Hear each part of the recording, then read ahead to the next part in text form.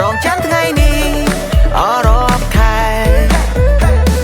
ទីបំផុតក៏បានញញឹមសាទរដល់ស្រុកម៉ែជូនពរពុកជូនមុនសុខភាពល្អសែនកក់ក្ដៅពេលឃើញផ្ទះអ៊ូអហូបសាដល់ប្រាំងខែចែកចូលឆ្នាំតាមចំណាំខ្ញុំត្រូវដល់គូស្រករញាក់ភ្នែកឲ្យប្របនោះល្អញាក់ស្មារងឃើញអូនឈរទីបំផុតខ្ញុំឃើញហើយទេពអប្សរជន់ដីញាក់ស្មាងូក្បាលលើកដៃដើម្បីឲ្យអូនឃើញបងផងជួបអូននឹងក៏សង្ក្រានឆ្លងឆ្នាំយើងទៅសាទរ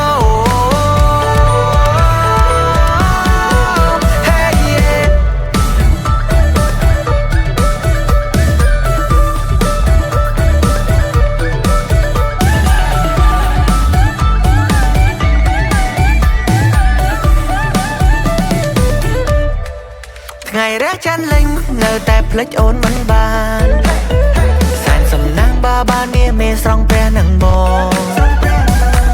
ស្រង់ហើយយើងវាក្អកលាក់កាន់សែងចាំបងធ្នមបើចោលឈូងចោលឲ្យចំទ្រូងបងមហាសង្ក្រានវណ្ណប័ណ្ណ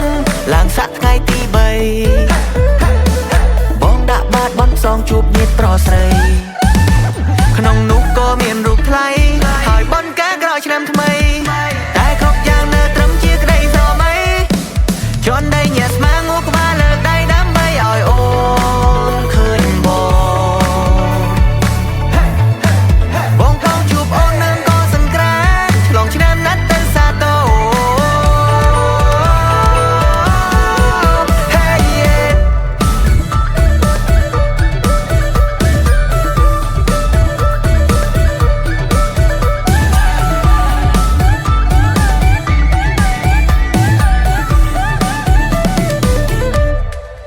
រងចាំថ្ងៃនេះ